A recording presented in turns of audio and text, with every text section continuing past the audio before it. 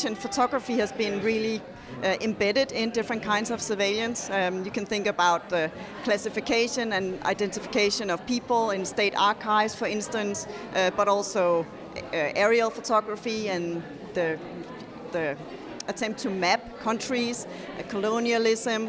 So very different ways of surveillance. Photography has really been a part of it since the middle of the 19th century. So that's why we thought we would look at the medium and then bring it up to now, today. And it's of course also because now with digital technologies, there's a new way of watching people, or a new way of surveilling people. This exhibition has different kind of surveillance. We have seen some state surveillance for migrants, for instance, also for collectives like the queer collective. Were you trying to pick a little bit of everything while curating the exhibition?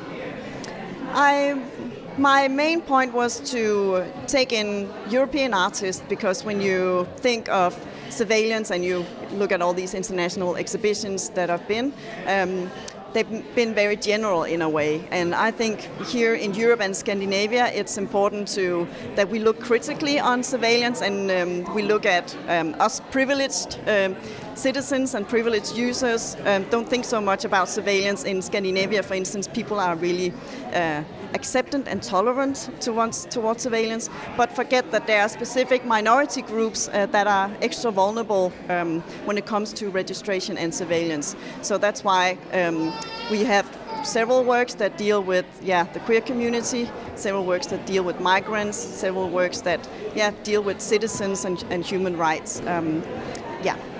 Somehow it's also a call for solidarity. Yeah, I'm happy if you see that in the exhibition, because that's definitely a strong desire for me to say that. Yeah. What was more difficult when you were trying to create the exhibition? The selection, obviously, because there are so many works now, so many artists dealing with surveillance, which I think it's good. It has to be like that. Maybe 10 years ago you could talk about a genre of surveillance art, and I don't think you can do that anymore. So many artists deal with surveillance, so the selection was difficult. But you have to make a choice somewhere, and that's why that we included some more artists in the book than we have space for in the exhibition. So I guess you're really happy with the result afterwards. Yes, I'm very happy with the result, and I think art is extremely important for us to help us think about and imagine what surveillance is and can do and can be. So that's why I think that we only need to look at researchers and in the social sciences, but also look at how artists approach this great topic.